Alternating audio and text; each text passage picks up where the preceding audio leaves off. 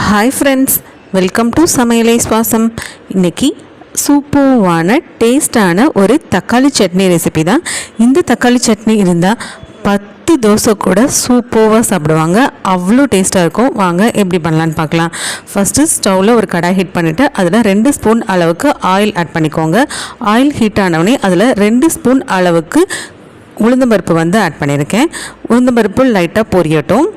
இந்த சட்னி உளுந்தம்பருப்பு ஆட் பண்ணி பண்ணும்போது ரொம்பவும் டேஸ்ட்டாக இருந்துச்சு. நீங்களும் இதே போல் ட்ரை பண்ணி பாருங்கள். இது கூட காரத்துக்கு தேவையான அளவு வரமிளகா ஆட் பண்ணிக்கலாம். நான் இன்றைக்கி ஒரு 6 மிளகா ஆட் பண்ணியிருக்கேன்.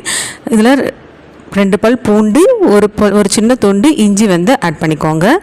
இதை சிம்மில் வச்சு வறுத்துக்கலாம், இல்லைனா கருகிடும். இந்த மாதிரி ஓரளவுக்கு லைட்டாக கலர் சேஞ்ச் ஆகி வரவும் இதை வேற ஒரு பிளேட்டுக்கு மாற்றி எடுத்து வச்சிடலாம். மாற்றி எடுத்து வச்சாச்சு. இப்போ அதே ஆயிலே 2 பெரிய சைஸ் வெங்காயம் கட் பண்ணி இது கூட ஆட் பண்ணியிருக்கேன். இதை வதக்கிக்கலாம். சின்ன வெங்காயமாக இருந்துச்சுன்னா 3 வெங்காயம் எடுத்துக்கோங்க. சின்ன சைஸாக இருந்தால் நான் பெரிய சைஸ் வெங்காயம் 2 எடுத்துருக்கேன். 4 மீடியம் சைஸ் தக்காளி இது கூட ஆட் பண்ணிக்கலாம். தக்காளி நல்லா வதக்கி கொடுத்துக்கோங்க.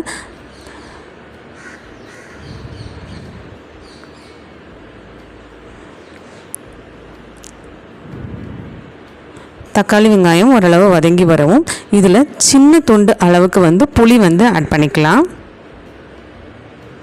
புளியும் சேர்த்து நல்லா வதக்கி கொடுத்துக்கோங்க.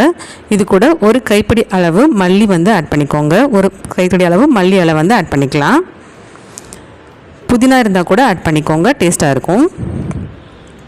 இந்த மாதிரி நல்லா வதக்கி கொடுத்துட்டு சட்னிக்கு தேவையான அளவு சால்ட் ஆட் பண்ணிக்கோங்க. சால்ட் ஆட் பண்ணிவிட்டு தக்காளி வெங்காயம் நல்லா இந்த மாதிரி மசிஞ்சு வர அளவுக்கு வதக்கிக்கலாம். நெக்ஸ்ட் இது கூட 2 ஸ்பூன் அளவுக்கு தேங்காய் துருவல் ஆட் பண்ணிக்கலாம்.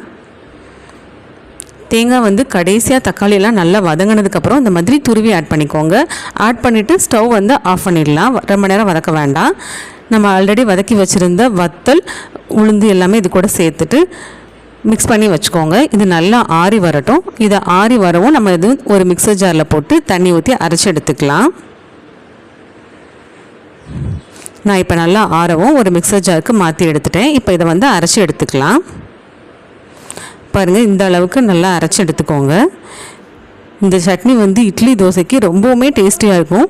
கண்டிப்பாக இதை நீங்கள் ட்ரை பண்ணி பாருங்கள். இப்போ இந்த சட்னிக்கு தாளிப்பு கொடுத்துக்கலாம். 2 ஸ்பூன் அளவுக்கு ஆயில் ஆட் பண்ணிக்கோங்க. கடுகு உளுந்த பருப்பு ஆட் பண்ணிக்கலாம். கடுகு நல்லா பொரிஞ்சு வரவும் கறி லீவ்ஸ் ஆட் பண்ணிக்கோங்க. இது கூட 2 வத்தல் ஆட் பண்ணிக்கலாம். நல்லா பொரிஞ்சு வர இந்த ஸ்டேஜில் 1 ஸ்பூன் அளவுக்கு பெருங்காயம் ஆட் பண்ணிக்கோங்க. இந்த பெருங்காயம் கடைசி ஆட் பண்ணும்போது கூடுதல் சுவையாக இருக்கும்.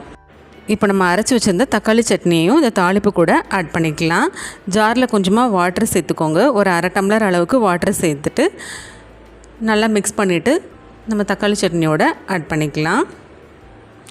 இப்போ நம்ம இதில் அதிக நேரம் ஸ்டவ்வில் வச்சுருக்கணும்னு அவசியம் இல்லை. ஒரு கொதி வரவும் ஆஃப் பண்ணிடலாம். சூப்பரான டேஸ்டியான தக்காளி சட்னி ரெடி. இதே போல் அளவுகளில் நீங்களும் ட்ரை பண்ணி பாருங்கள். ரொம்பவுமே சூப்பராக இருக்கும். ஒரு கொதி வரவும் நம்ம ஸ்டவ் ஆஃப் பண்ணிடலாம். சூப்பரான தக்காளி சட்னி ரெடி. இந்த ரெசிபி உங்களுக்கு பிடிச்சிருந்துச்சுன்னா மறக்காமல் நம்ம சேனலை லைக் அண்ட் சப்ஸ்கிரைப் பண்ணி வச்சுக்கோங்க. உங்கள் ஃப்ரெண்ட்ஸ்க்கும் ஷேர் பண்ணிக்கோங்க. Thank you friends.